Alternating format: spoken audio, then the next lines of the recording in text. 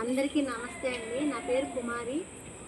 మాది మైలవరం నియోజకవర్గం, కొండపల్లి మున్సిపాలిటీ పరిధిలోని ఇబ్రహీంపట్నం గ్రామం. నాకు 2015లో సుందరీనగర్ కట్ట మీద, సుందరీనగర్ కట్ట మీద ఇల్లు ఉండేదండి. అది రోడ్డు ఎక్స్టెన్షన్లో విస్తరణలో భాగంగా ఆ ఇల్లు తీసేసి ఇక్కడ కాచివరం గ్రామంలో ఇచ్చారు. కాచివరం వైఎస్ఆర్ కాలనీలో ఇచ్చారు. ఇదిగోండి నా ఇంటి పట్ట, ఇంటి పన్ను. ఇది ఇలా ఉండగా మా అన్నయ్య ఈ ఇంటిని ఆక్రమించుకొని 3 సంవత్సరాల నుంచి ఖాళీ చేయకుండా నన్ను ఎంతో ఇబ్బంది పెడుతున్నాను. ఈ ఇల్లు ఖాళీ చేయించమని నేను తిరగని ఆఫీసు లేదు.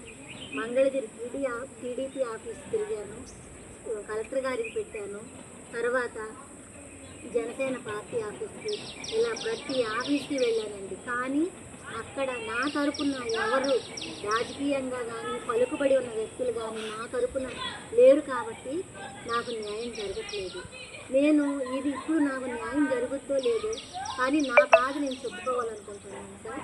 ఒకటి, ఇది నా ఇంటి పన్ను పట్ట, నా పేరునున్న ప్రతిదీ నేను డాక్యుమెంట్స్ సమర్పిస్తూ ఉండగా, కానీ అక్కడ అధికారులు మాత్రం కోర్టుకి వెళ్ళమని చెబుతున్నారు. కానీ కోర్టుకి వెళ్ళే నాకు ఓపిక లేదండి. కోర్టుకి వెళ్ళే డబ్బు లేదు నా దగ్గర, కోర్టుకి వెళ్ళేంత స్తోమత నా దగ్గర లేదు. కానీ నేను ముగ్గురికి మాత్రం నా బాధ చెప్పుకోవాలనుకుంటున్నాను. గౌరవనీయులు మన ముఖ్యమంత్రి గారు, రాష్ట్ర మంత్రివర్యులు నారా చంద్రబాబు నాయుడు గారిని నేను ఒక మాట అడుగుదాను. మీరు ఎంతో నిబద్ధతతో రాష్ట్రాన్ని ఎంతో అభివృద్ధి చేయాలి అని ఆశతో, అభిలాషతో, ఉద్దేశంతో, మంచి లక్ష్యంతో మీరు ముందుకెళ్తున్నారు సార్. నేను అందుకు మిమ్మల్ని మనసారా అభినందిస్తున్నాను సార్. కానీ మీరు ఎక్కడో అమరావతిలో ఉండి చేస్తున్నారు, కానీ ఇక్కడ లోకల్గా మాకు జరిగే అన్యాయాలు నేను ఎవరికి చెప్పుకోలేకపోతున్నాను. నా ఇంటికి సంబంధించి నేను ఈ ఆఫీసు తిరిగిన ఈ ఇంటిని ఆక్రమించిన వారి తరఫున ఒక తెలుగుదేశం వైస్ ప్రెసిడెంట్ ఉండి నాకు ఎక్కడికి వెళ్ళిన న్యాయం జరగనివ్వట్లేదు. ఆయన ఎవరంటే మైలవరం నియోజకవర్గం, కొండపల్లి మున్సిపాలిటీ వైస్ ప్రెసిడెంట్ మహిళా సైదులు సార్. ఇక్కడ నేను ఒకటి అడుగుతాను, మీరేమో ప్రతి పేదవాడి ఇంటి కళ సాకారం చేస్తాను, అది నా లక్ష్యం అని చెబుతున్నారు. కానీ ఈయనేమో నాకున్న ఇల్లుని తీసుకెళ్ళి మా అన్నయ్యకి అప్పచెప్పాలని చూస్తున్నారు. అది ఎంతవరకు న్యాయం చెప్పండి సార్. అసలు నాకు ఇల్లు లేదు, నాకు ఉండటానికి ఇల్లు లేదు. నాకు వచ్చే జీతం 11,000.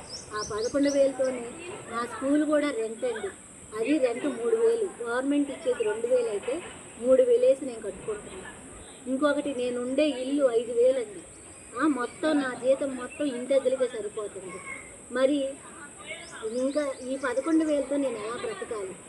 నాకున్న ఒక్క ఇల్లును కూడా వేరే వాళ్ళకి ఆక్రమించిన వాళ్ళకి ఇస్తే నేను ఎలా బ్రతకాలి సార్ చెప్పండి.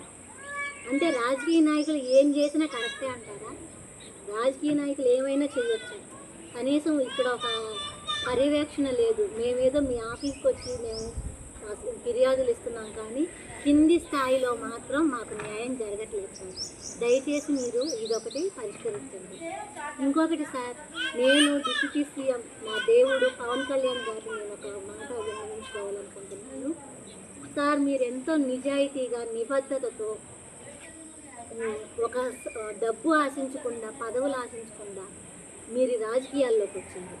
దానికి మేము ఎంతో సంతోషించాం సార్. కానీ ఈ రోజున ఇక్కడ మాత్రం ఈ వ్యవస్థలో మీ అంత నిజాయితీగా ఎవరూ పని చేయట్లేదు. నేను ఒక అందలేని ఆడదాన్ని, వెనకాల ఎవరూ లేరు. నాకు పార్టీ పరంగా నాకు మాట్లాడే వాళ్ళు లేరు. నేను కోర్టుకు వెళ్ళే స్తోమత లేని దానికి. అందుకని 3 సంవత్సరాల నుంచి మన ప్రభుత్వం వచ్చిన దగ్గర నుంచి నేను ఆఫీసులు తిరుగుతానే ఉన్నాను, నా సమస్యను చెప్పుకుంటానే ఉన్నాను. కానీ ఎక్కడా నాకు న్యాయం జరగలేదు. మీరు ఓన్లీ ఒక పిఠాపురాన్ని మాత్రమే పర్యవేక్షిస్తున్నారు. దయచేసి ప్రతి ఒక్క గ్రామాన్ని మీరు పర్యవేక్షించండి, ఎన్నో సమస్యలు బయటపడతాయి. అలాగే మీరు మన పంచాయతీని 24వ స్థానంలో ఉన్న పంచాయతీని 2వ స్థానంలోకి తీసుకొచ్చారు. అలాగే సార్, ప్రతి గ్రామాన్ని ప్రతి గ్రామాన్ని సందర్శించి నాలాంటి ఎన్ని సమస్యలు ఉన్నాయో తెలుసుకోండి సార్. మీకు ఆఫీసుకు వచ్చే ప్రతి విషయాన్ని మీరు ప్రతి కంప్లైంట్ని మీరు చూడండి, అన్నీ ఇలాంటి భూ సమస్యలు. నేను ఈరోజు ఎందుకు వచ్చానంటే మీడియా ముందుకి, ఏదన్నా అవనివ్వండి, నాకు కోర్టుకు వెళ్ళే స్తోమత లేదు, ఉంటానా ఓడతానా, చావో రేవో తేల్చుకుందామని వచ్చాను సార్. ఇది ఇంకొక విషయం, నేను మైలవరం ఎమ్మెల్యే గారు గౌరవనీయులు వసంత వెంకట కృష్ణ ప్రసాద్ గారిని అడుగుతున్నాను సార్. మీరు ఇప్పుడు మహానాడు జరుగుతుంది, మీ కార్యకర్తల గురించి మీరు ఎంతో ఇదిగా మాట్లాడారు, కానీ లోకల్లో మీ కార్యకర్తలు ఏం చేస్తున్నారు అనేది ఒక్కసారి తెలుసుకోండి సార్. నాలాంటి తిక్కుమొక్కు లేని వాళ్ళకి అన్యాయం చేస్తే, అంటే రాజకీయంగా మేము ఒక పదవిలో ఉన్నాం కాబట్టి ఏం చేసినా ఎవ్వరూ మమ్మల్ని ప్రశ్నించరు సార్. నేను ఒక అంగన్వాడీ టీచర్ని. ఈ అంగన్వాడీ టీచర్ ప్రతి సంవత్సరం ప్రతి నెల ఒక సూపర్వైజర్ గారు వచ్చి మమ్మల్ని పర్యవేక్షిస్తారు. అంటే మాకు ఒక భయం ఉంటుంది, మేము ఎలా ఉండాలి ఏంటి అనే భయం ఉంటుంది సార్. కానీ ఇలా రాజకీయ పరంగా ఒక చిన్న పదవిలో ఉన్నా సరే వాళ్ళు ఏదైనా చేయొచ్చు, వాళ్ళ వెనకాల ఎన్నైనా చేయొచ్చు సార్. అది వాళ్ళు న్యాయం చేస్తున్నారా అన్యాయం చేస్తున్నారా అని ఎవరు పర్యవేక్షించట్లేదు. దయచేసి సార్, మీరు ఈ నియోజకవర్గం ఎమ్మెల్యే గారు కాబట్టి నా ఇంటిని నాకు ఇప్పించండి సార్. నా ఇంటిని అప్పచెప్పే అధికారం మీకు ఎలాగో ఉంటుంది, కోర్టుకు వెళ్ళే స్తోమత లేదు సార్ నాకు. దయచేసి నా సమస్యను పరిష్కరించవలసిందిగా కోరుతున్నాను సార్. Thank you sir.